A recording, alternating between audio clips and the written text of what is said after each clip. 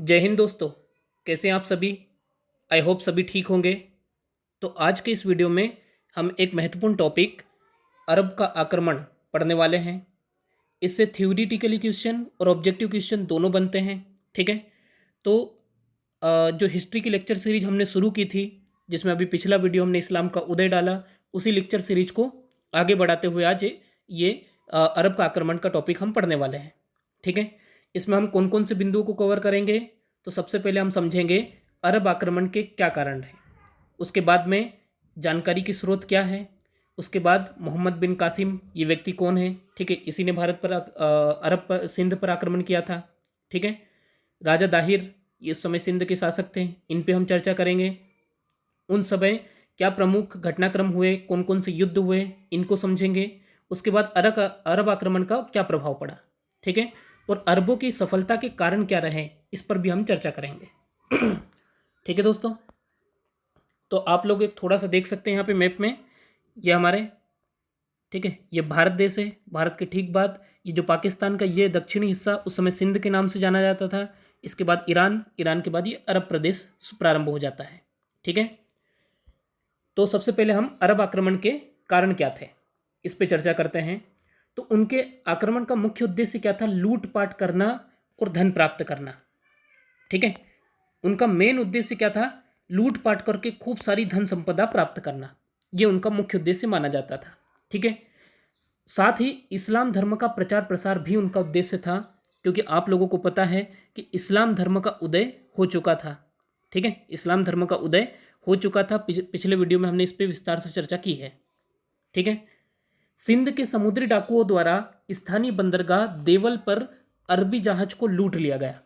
ठीक है। इसके ये बात किसने कही गई? तो इतिहासकार है वुलजेल हेग। एक इतिहासकार है जिनका नाम क्या है? वुलजेल हेग। ये जो इतिहासकार है, इन्होंने इस कहानी या इस बिंदु की बात कही है। ठीक है।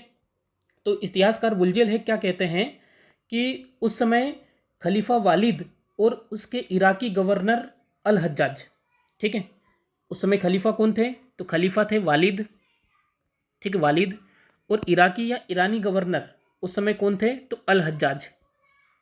ठीक है, अल हज्जाज। ये जो दो व्यक्ति, खलीफा कौन है? तो मोहम्मद साहब के बाद में उनके उत्तराधिकारी खलीफा कहलाए। ठीक है, इस पे हमने विस्तार से चर्चा पिछले वीडियो में की है, आप लोग चाहे तो जाके देख सकते हैं। तो उनके जो एक गवर्नर थे जिनका नाम क्या था? अल हज्जाज। ठीक है, ये कहाँ के गवर्नर थे? तो ईरान, कहीं कहीं पे सोर्स में इराक भी मिलता है। ठीक है।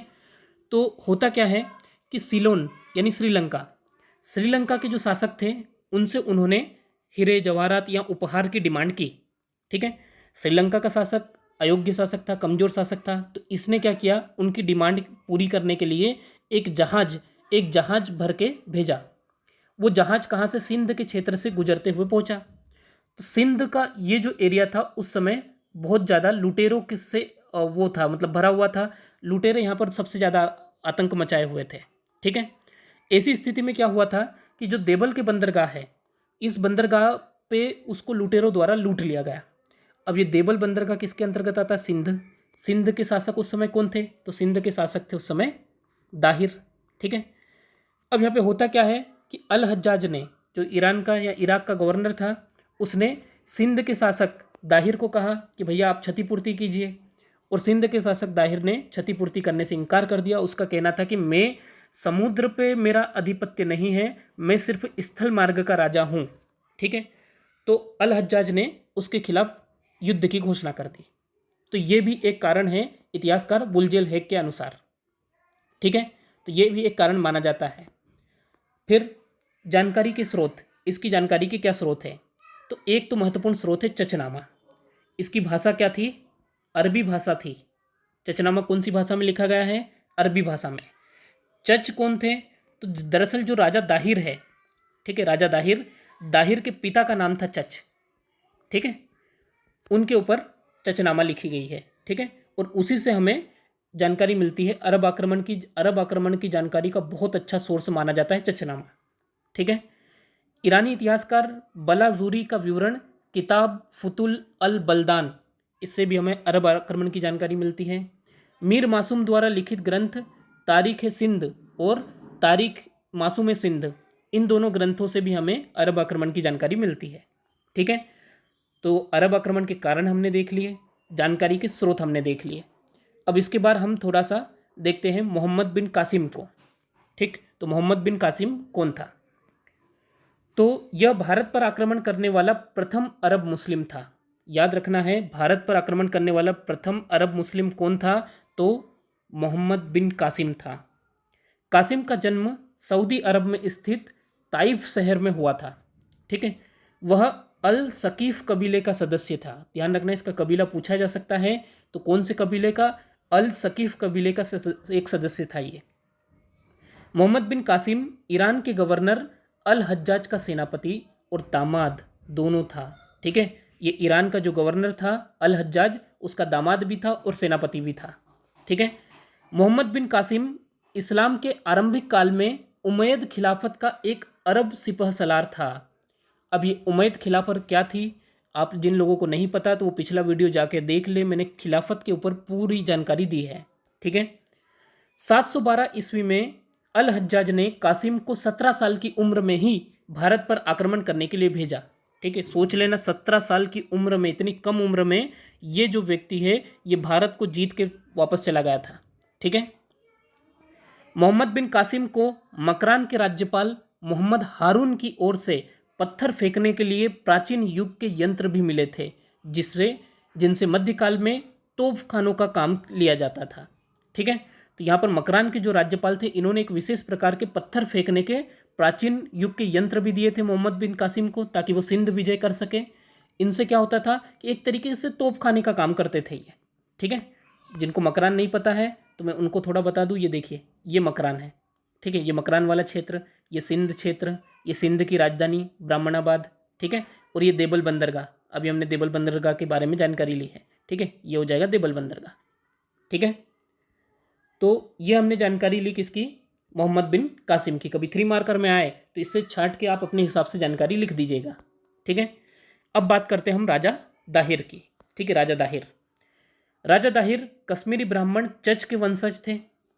दाहिर सिंध के शासक थे और उनकी राजधानी ब्राह्मणबाद थी। ठीक है, ये सिंध प्रदेश जो पाकिस्तान का दक्षिणी एरिया था, ये पूरा क्या कहलाता था? सिंध प्रदेश। ठीक है, उनकी पत्नी का क्या नाम था? रानीबाई। उनकी पुत्री का नाम था सूर्या देवी और प्रेमल देवी। ठीक है, ध्यान रखना है। अब एक बात याद भी रखना है, इनकी पत्नी का नाम रानी लाड़ी भी कहीं कहीं पे उल्लेख मिलता है। ठीक है, रानी लाड़ी के नाम से भी जाना जाता है। मोहम्मद बिन कासिम ने इन्हीं के समय 712 में सिंध पर आक्रमण किया। ठीक है, चचनामा में इतिहासकार का दावा है कि राजा दाहिर सेन ने अपनी बहन के साथ शादी कर ली। इतिहासकारों का कहना है कि शारीरिक संबंध के अलावा दूसरी तमाम रस्में अदा की गई थी। ठीक है, तो ये भी कहा जाता है कि इन्होंने अपनी बहन से विवाह कर लिया था। दरअसल इसके पीछे एक कहानी ये मिलती है कि जो राजा दाहिर थे वो ज्योतिष पे बहुत ज़्यादा विश्वास करते थे। ज्योतिष पे विश्वास करते थे और ज्योतिषियों ने उन्हें ये बताया था कि जो भी उनकी बहन से विवाह करेगा वो शक्तिशाली सम्राट बनेगा। ठीक है, वो शक्तिशाली सम्राट बनेगा। तो इसी कारण कहा जाता है कि राजा दाहिर ने अपनी बहन से विवाह कर लिया था, लेकिन शारीरिक संबंध नहीं बनाए थे। ठीक है, अब इसमें कितनी सच्चाई है ये तो वही जाने। अब युद्ध या घटनाक्रम क्या क्या हुआ है तो थोड़ा सा उन पे भी हम चर्चा कर लेते हैं। तो मोहम्मद बिन कासिम के आक्रमण के वक्त सिंध का शासक दाहिर था। इनके कासिम और दाहिर के बीच में कौन सा युद्ध हुआ? रावण का युद्ध या अरोड़ की लड़ाई। ठीक है, दोनों में से कोई से भी नाम से आ जाए तो आपको ध्यान रखना है। ये कब हुई? 20 जून 712 को। यह युद्ध मोहम्मद बिन कासिम व सिंध के राजा दाहिर के बीच हुआ और इस युद्ध में दाहिर हार गया और इसकी हत्या कर दी गई। ठीक है, दाहिर की हत्या कर दी गई। ठीक है, यहाँ पे फिर क्या होता है? दाहिर के पुत्र वो ब्राह्मणवाद के राजा।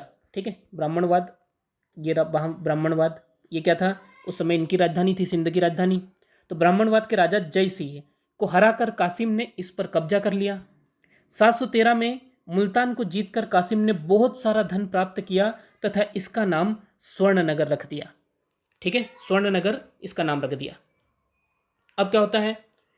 तो कहा जाता है कि जब मोहम्मद बिन कासिम जीत गया तो जीतने के बाद में उसने हीरे जवाहरात से भरा हुआ जहाज और साथ में जो राजा दाहिर की पुत्री थी, राजा दाहिर की पुत्री सूर्या देवी और प्रेमल देवी को और अन्य दासियों को कहाँ भेज दिया? खलीफा वालिद की सेवा में भेज दिया। ठीक है, ये अरब प्रदेश से आए थे ये, तो अरब प्रदेश में वापस खलीफा वालिद की सेवा में भेज दिया जहाज। ठीक है, अब ये जहाज सिंध से होता हुआ ये अरब जा रहा था। ठीक है, ये कहानी खत्म।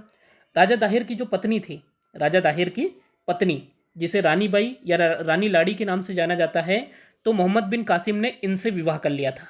ठीक है, मोहम्मद बिन कासिम ने क्या किया? स्वयं इनसे विवाह कर लिया था। ठीक है, तो ये कहानी यहाँ पर हुई। उसके बाद में चचनामा जो ग्रंथ है उसके अनुसार 715 में बगदाद के खलीफा सुलेमान के आदेश पर मोहम्मद बिन कासिम की हत्या करवा दी गई। ठीक है, तो चचनामा के अनुसार क्या कहानी मिलती है उसको थोड़ा समझते हैं हम। तो दरअसल खलीफा वालिद के समय मोहम्मद बिन कासिम को क्या क्या हुआ था कि आक्रमण के लिए, सिंध पर आक्रमण के लिए भेजा गया था खलीफा वालिद के समय। लेकिन आक्रमण के बाद जब मोहम्मद बिन कासिम वापस लौटा तब तक वालिद की हो गई थी मृत्यु, और वालिद के बाद अगले खलीफा कौन बने? तो खलीफा सुलेमान बने। खलीफा सुलेमान जो थे, इनकी और ईरान के जो गवर्नर थे अल हज्जाज, उनके बीच में एकदम 36 का आंकड़ा था। ठीक है, तो इस कारण क्या हुआ कि सुलेमान ने यहाँ पर मोहम्मद बिन कासिम और अल हज्जाज के खिलाफ विरोधी नीति अपनाई। ठीक है, उनके खिलाफ दमनकारी नीति अपनाई। अब ऐसी स्थिति में यहाँ पे क्या होता है कि जो सूर्या देवी, दो पुत्रियां थी, सूर्या देवी और प्रेमल देवी, राजा दाहिर की दो पुत्रियां थी। तो दोनों पुत्रियों ने क्या किया कि जब खलीफा सुलेमान की सेवा में इनको भेजा गया तो खलीफा सुलेमान ने इनकी सुंदरता को देखकर वो इन पे मोहित हो गया और इनसे विवाह करने की इच्छा जाहिर की। तो इन दोनों ने इनकार कर दिया, विवाह से इनकार कर दिया। जब खलीफा सुलेमान ने पूछा कि ऐसा क्यों, तो उन्होंने कहा कि भैया जिस जहाज में हम आए तो उसमें मोहम्मद बिन कासिम द्वारा हमें अशुद्ध कर दिया गया, यानी हमारा बलात्कार कर लिया गया। ठीक है, तो ये बात सुन के खलीफा सुलेमान को अत्यधिक क्रोध आया। क्रोध की वजह से मोहम्मद बिन कासिम को गाय की चर्बी में लपेट कर उनके खलीफा सुलेमान के सामने पेश किया गया और कहा जाता है कि उसमें दम घुटने के कारण मोहम्मद बिन कासिम की मृत्यु हो गई। ठीक है, बाद में सुलेमान को ये पता चला कि सूर्या देवी और परिमल देवी ने क्या किया था कि ये बदला लेने की, अपने पिता की मौत का बदला लेने के लिए, मोहम्मद बिन कासिम की हत्या करवाने के लिए सुलेमान से ये झूठ कहा था। तो इस कारण सूर्या देवी और प्रेमल देवी को भी सुलेमान द्वारा इनकी भी हत्या कर दी गई थी। ठीक है, तो ये ध्यान रखना है। तो इस तरीके से दोनों का अंत दुखद हुआ। मोहम्मद बिन कासिम की भी हत्या हो गई और सूर्या देवी और प्रेमल देवी की भी हत्या हो गई थी। ठीक है, अब क्या होता है, तो अब हमको एक महत्वपूर्ण टॉपिक जो कि मेंस के हिसाब से इंपॉर्टेंट है, अरब आक्रमण का प्रभाव, इस पर चर्चा करना है। अब अरब आक्रमण के प्रभाव को हम विभिन्न भागों में बांट के चर्चा करेंगे। तो सबसे पहले हम इस पर चर्चा करेंगे इसका राजनीतिक प्रभाव क्या हुआ। ठीक है, तो अरब आक्रमण का राजनीतिक प्रभाव क्या हुआ। अगर हम राजनीतिक दृष्टि से देखें तो अरब आक्रमण का कोई विशेष प्रभाव नहीं पड़ा, क्योंकि अरब लोग भारत में सिंध से आगे नहीं बढ़ पाए। ठीक है, अपने अल्पकालिक भारत प्रवास के दौरान मोहम्मद बिन कासिम सिंध में कोई ठोस प्रशासनिक व्यवस्था स्थापित नहीं कर पाया था। ठीक है, क्योंकि कोई ज़्यादा समय तक वो रुक नहीं पाया था। मोहम्मद बिन कासिम ने अरब सैनिकों को गवर्नर की भांति भी नियुक्त कर दिया था। अरबों के आक्रमण से भारत का कोई विशेष महत्वपूर्ण भाग मुसलमानों के हाथ में नहीं गया। अरबों ने भारत की राजनीतिक और सैनिक शक्ति को नहीं तोड़ा, क्योंकि भारत के किसी भी शक्तिशाली राज्य से उनका युद्ध नहीं हुआ और सिंध की विजय ने मुसलमानों के लिए भारत विजय का मार्ग नहीं खोला। ठीक है, क्योंकि जो शक्तिशाली राज्य थे उनसे कोई युद्ध ही नहीं हुआ उनका, तो इसलिए, और मूल भारत में वो आ ही नहीं पाए। ठीक है, जो सिंध वाला क्षेत्र था वहीं तक सीमित रहे। अरबों ने पहली बार भारत में इस्लामी राज्य की स्थापना की। कहाँ पर? पाकिस्तान वाले सिंध वाले क्षेत्र में। एक बड़ी संख्या में भारत के एक देश में हिंदुओं को मुसलमान बनाया और अरब तथा इस्लामी संसार से भारत का निकट परिचय कराया था। ठीक है, यानी भारत में अगर इस्लाम लाने की बात करें तो कौन लेके आए हैं? तो अरबवासी भारत में इस्लाम लेके आए। परंतु अरब आक्रमण का प्रभाव यहीं तक सीमित रहा, इस कारण उसका कोई गंभीर राजनीतिक प्रभाव नहीं पड़ा था। ठीक है, अब धार्मिक प्रभाव क्या हुए अरब आक्रमण के? तो मोहम्मद बिन कासिम सिंध की विजय के दौरान अरबों ने धर्मांधता का परिचय दिया और बलपूर्वक धर्म परिवर्तन कराया था। सिंध विजय के पश्चात अरबों को भली भांति समझ में आ चुका था कि स्थानीय सहयोग के बिना थोड़े से अरब जो सैनिक थे उनके बदौलत सिंध में शासन नहीं किया जा सकता, और इसी कारण उन्होंने धर्मनिरपेक्षता की नीति भी अपनाई थी। ठीक है। मिस्र और सीरिया में इस्लाम के प्रसार के बाद दशमीक के खलीफा वालिद ने अरबों को अपने भारतीय मिशन के साथ आगे बढ़ने की अनुमति दी थी। ठीक है, यानी ये सारे जो प्रोग्राम था वो खलीफा वालिद के समय प्रारंभ हुआ था। अगर हम न्यायिक प्रभाव की बात करें तो न्यायिक कार्य हेतु काजी नियुक्त किए गए थे। ठीक है, काजी लोग ब्राह्मणों के सहयोग से न्यायिक कार्यों का संपादन करते थे। मोहम्मद बिन कासिम ने सर्वप्रथम भारत में सिंध में जजिया कर लागू किया था। याद रखना है, ये जजिया कर बहुत इंपॉर्टेंट है। ठीक है, ये क्या था? तो ये एक धार्मिक कर था। जजिया कर क्या था? एक धार्मिक कर था जो गैर मुस्लिमों से लिया जाता था। याद रखना, ये किन से लिया जाता था? गैर मुस्लिमों से लिया जाता था, लेकिन इससे ब्राह्मण मुक्त थे, ब्राह्मणों से ये नहीं लिया जाता था। ये ध्यान रखना है, गैर मुस्लिमों से लिया जाता था, ब्राह्मणों से नहीं लिया जाता था। ठीक है, लूले लंगड़े भिखारी इनको भी इससे मुक्त रखा गया था। ठीक है। आर्थिक प्रभाव क्या हुआ? अरब आक्रमण का एक महत्वपूर्ण पहलू आर्थिक भी था। प्रारंभ में भारतीय शक्तियों जैसे गुर्जर, प्रतिहार शासकों, राष्ट्रकूट शासकों ने अरब से संघर्ष किया, लेकिन शीघ्र ही आर्थिक महत्व को देखते हुए भारतीयों ने अरबों से अच्छे संबंध स्थापित कर लिए थे। अरबों से अच्छे संबंधों की बदौलत ही भारत का पश्चिमी व्यापार अरब सागर से होकर लंबे समय तक जारी रहा था। ठीक है। अब बात करते हैं हम सांस्कृतिक प्रभाव की। अरब आक्रमण का सबसे महत्वपूर्ण सांस्कृतिक पहलू ही था। अरबों ने भारत से गणित, दर्शन, ज्योतिष सहित ज्ञान विज्ञान से संबंधित महत्वपूर्ण जानकारी प्राप्त की। दशमलव पद्धति तथा अंक पद्धति की जानकारी अरबों ने भारत से ही प्राप्त की थी। ध्यान रखना है। मोहम्मद बिन कासिम ने विष्णु शर्मा द्वारा रचित पंचतंत्र को अरबी में अनुवाद करवाया, और पंचतंत्र का अरबी अनुवाद क्या था? कलीला दमना। ये बहुत इंपॉर्टेंट फैक्ट है, ये आप लोगों से पूछा जा सकता है कि पंचतंत्र का अरबी अनुवाद क्या है, किस नाम से जाना जाता है? कलीला दमना के नाम से जाना जाता है। ब्रह्मगुप्त द्वारा लिखित ब्रह्म सिद्धांत एवं खंड खाद्य का अरबी अनुवाद भारतीय विद्वानों की सहायता से अल फाजरी ने किया था। ये अल फाजरी का नाम भी बहुत इंपॉर्टेंट है, ये भी ध्यान रखना है। ठीक है। ब्रह्म सिद्धांत का अरबी नाम क्या था? इल्म उल साहिब। ठीक है, ब्रह्म सिद्धांत का अरबी नाम क्या था? इल्म उल साहिब। ये पूछे जा सकते हैं, ध्यान रखना है। खगोल शास्त्र पर आधारित पुस्तक किताब उल जीज की रचना अल फाजरी ने की थी। ठीक है, ये कौन से खगोल शास्त्र पर आधारित थी? ठीक है। अरबों ने बगदाद में बेतुल यानी हिकमत ज्ञान ग्रह नामक संस्था स्थापित की थी, जहां भारतीय ज्ञान विज्ञान से संबंधित ग्रंथों को एकत्रित किया जाता था और उसका अरबी में अनुवाद कार्य होता था। ठीक है। दरअसल एक बात समझिएगा आप, जैसे जो यूरोप है, ठीक है, यूरोप में पुनर्जागरण हुआ। ठीक है, अरब जो है, और फिर आती बात भारत की। दरअसल भारत का ज्ञान विश्व का सबसे प्राचीन और महत्वपूर्ण ज्ञान है। इस ज्ञान को अरबों ने आक्रमण करके अपने पास ले गए। फिर यूरोपियों ने अरबों पर आक्रमण किया और यहाँ से ज्ञान कहाँ पहुँचा? यूरोप। और यूरोप को अगर देखोगे तो आप विज्ञान के क्षेत्र में सबसे आगे है। ठीक है, विज्ञान के क्षेत्र में ये सबसे आगे है। तो दरअसल भारत और अरब दोनों का, क्योंकि कुछ ज्ञान अरबों के पास था, भारत से तो ये ले ही गए थे, तो इन दोनों के जो मिश्रण वाला ज्ञान था वो कहाँ पहुँचा? यूरोप। यूरोप में पुनर्जागरण हुआ, और विज्ञान के मामले में अगर देखा जाए तो आज भी यूरोपीय विश्व में सबसे आगे है। ठीक है, तो इसके पीछे ये कहानी है कि दोनों देशों के एक महान ज्ञान को ये यूरोप में इकट्ठा कर लिया गया था। ठीक है। अब बात करें अरबों की सफलता के कारण क्या थे। तो अरबों की सफलता का कारण राजा दाहिर के शासन में सामान्य वर्ग सामान्यतः असंतुष्ट था, क्योंकि राजा दाहिर जो थे ये ब्राह्मण थे। ठीक है, ब्राह्मण थे। इन्होंने बौद्ध विरोधी नीति भी अपनाई थी, ये भी ध्यान रखना है। इन्होंने बौद्ध विरोधी नीति अपनाई थी। इस कारण जो बौद्ध धर्म के अनुयायी थे उन्होंने मोहम्मद बिन कासिम का स्वागत किया था। ठीक है। राज्य के अधिकांश भागों में असंतोष और अव्यवस्था थी। ठीक है, इस कारण अरब आक्रमण के समय जन सहयोग नहीं मिल पाया। ठीक है। राजा दाहिर सेन स्वयं जनता में अप्रिय था, क्योंकि उसका पिता के राज्य का वास्तविक अधिकारी नहीं था। ठीक है, याद रखना है क्योंकि राजा दाहिर सेन जो थे उनके पिता थे चच, और चच जो थे वो वास्तविक राज्य के अधिकारी नहीं था, उन्होंने राज्य छीना था, ये ध्यान रखना है, जिससे समकालीन शासकों ने में आपसी तालमेल और सौहार्द तथा सहयोग की भावना नहीं थी और व्यक्तिगत स्वार्थ पनप रहे थे, क्योंकि सभी सत्ता को हड़पना चाह रहे थे। सैनिक शक्ति बढ़ाने और विदेशी आक्रमण की संभावना को ध्यान में रखकर किसी भी राज्य ने अपनी सैन्य शक्ति को बढ़ाने की कोशिश नहीं की थी।